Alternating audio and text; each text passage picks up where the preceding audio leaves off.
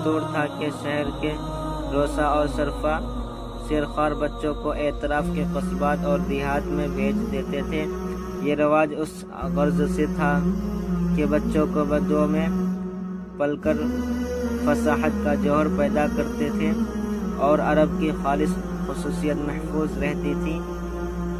غرض دستور مذکور کی بنا پر سال میں 2 مرتبہ دیہات سے شہر میں عورتیں آیا کرتی تھیں اور صرفائے شہر اپنے شیرخوار بچوں کو ان کے حوالے کر دیا کرتے تھے۔ اس دستور کے موافق حضرت صلی اللہ علیہ وسلم کی ولادت کے چند روز بعد قبیلہ ہوزان کی چند عورتیں بچوں کی تلاش میں آئے۔ ان میں حضرت حلیمہ سعدیہ بھی تھے۔ اتفاق سے ان کو کوئی بچہ ہاتھ نہیں آیا۔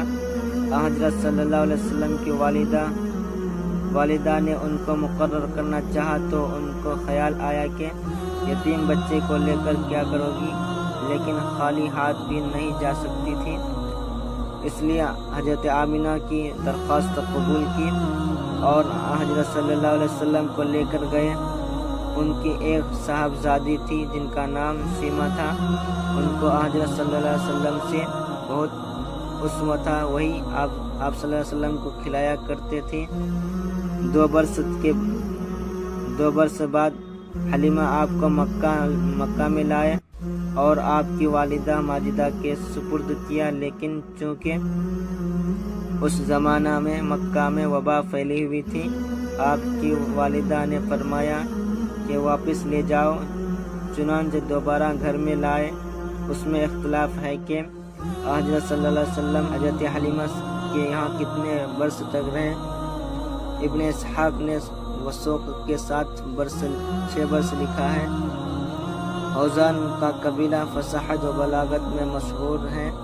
ابن سعد نے طبقات میں روایت کی ہے کہ رسول اللہ صلی اللہ علیہ وسلم فرمایا کرتے تھے کہ میں تم سب سے فصیح تر ہوں، کیونکہ میں قریش کے خاندان سے ہوں اور میری زبان بنی سعد کی زبان ہے۔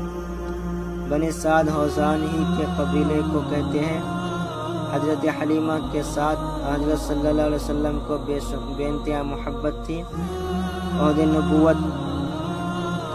نبوت میں جب وہ آپ کے پاس آئے تو آپ میری ماں کہہ کر لپٹ گئے۔ یہ دلچسپ واقعہ آگے آنے والے ہیں۔ ویڈیو کو لائک کریں اور اگلی ویڈیو کے لیے چینل کو سبسکرائب کر کے رکھیں۔ السلام علیکم۔